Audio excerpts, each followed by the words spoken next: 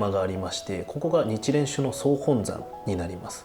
日蓮宗っていうのはその日本の仏教の中でもわりかし鎌倉仏教といって若い方なんですけれども、それでも800年ぐらいの歴史がある宗派になりまして、この宗派を建てたのが日蓮上人というお坊さんになってます。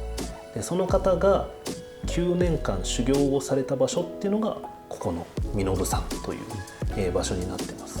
山小屋のようにお寺を使ってですね、1泊2泊して久遠寺さんに次の日お参りして、またそこから宿坊に帰ってきてちょっと体を休めてからまた自分の、家のある、東京だとか静岡だとか家の方に帰っていくという、そういうのが昔の方々のお参りのスタイルだったんですね。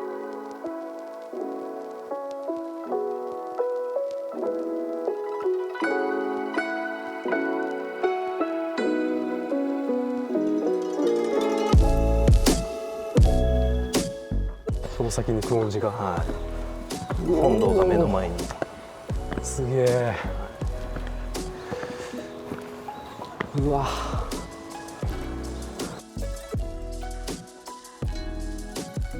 一番左の大本堂と呼ばれるのは、仏様たちが僕たちに教えを説いてくれている瞬間を切り取っているような絵になるので、いっぱい仏様、ブッダとかはじめ日蓮さんもはじめ仏様がいっぱい並んでいるのがこちらの大本堂の作りなんですけども、逆にこっちの赤いお堂っていうのは祖師堂といって、日蓮宗の開祖である日蓮上人が祀られているお堂なので、真ん中を見ると基本的におみこしみたいな厨子と呼ばれる家みたいなのがあって、そこの扉をパカッて開けると日蓮上人の像だけがズーンと鎮座しているような感じなんです。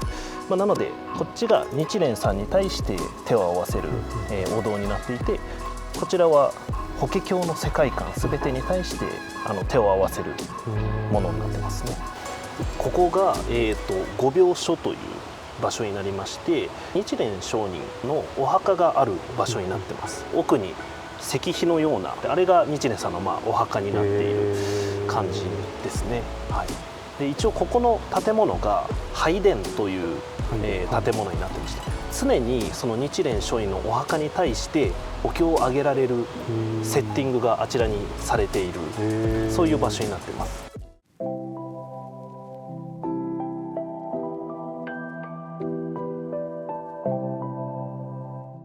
あそこに扁額がかかってて、四神閣と漢字で書いてありますけど、親を思うお寺ということで、日蓮上人が奥の院の山の上まで毎日登って、そこから千葉の方を見てお父さんお母さんのためにお経をあげた、その聖地がこちらになってます。そのゆえんからここに四神閣という親を思うお寺が建立されたという、そういう流れになってます。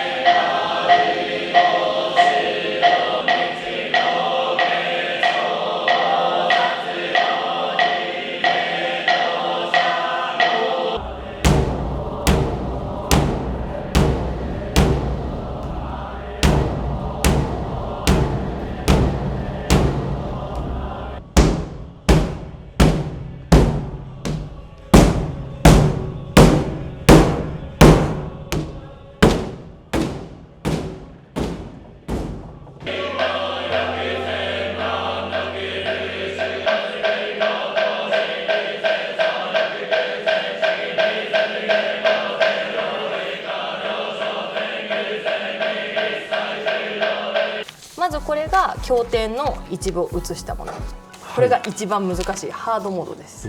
はい。これ全部なぞるんですか？そうです。これ全部なぞってもらいます。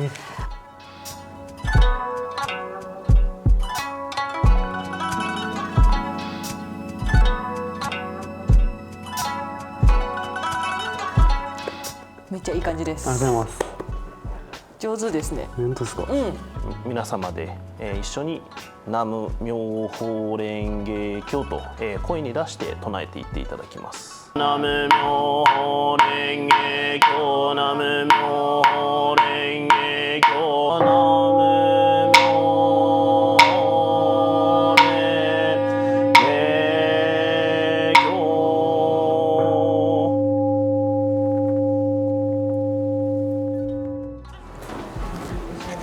では簡単にご料理の説明の方をさせていただきます。こちらは湯葉を中心とした懐石料理、湯葉御膳となっております。まず火をお付けしたこちらの鍋の方がトマトの豆乳鍋となっております。中にお豆腐と湯葉を敷き詰めてあります。それからこちらの緑の器の方が身延山の特産のあけぼの大豆を使用いたしました自家製の納豆となってございます。はい、粒の大きさと甘みが特徴となっております。こちら下に揚げた湯葉引いてございますので、ぜひよく混ぜて食感をお楽しみください。はい、それからピンクのお花の器の方がですね、エンドウ豆と、湯葉とうど菜の花を使った酢味噌和えとなっております。それからプレートの方ですね、右側からさつまいもの甘露煮、それから中央の方が自家製のごま豆腐、それから最後に左の方がですね、梅酒につけた小梅となっております。はい、最後に葉っぱの器の方がですね、こちら生湯葉のお刺身となっております。近くに添えてございます自家製の醤油麹でぜひお召し上がりください。はい、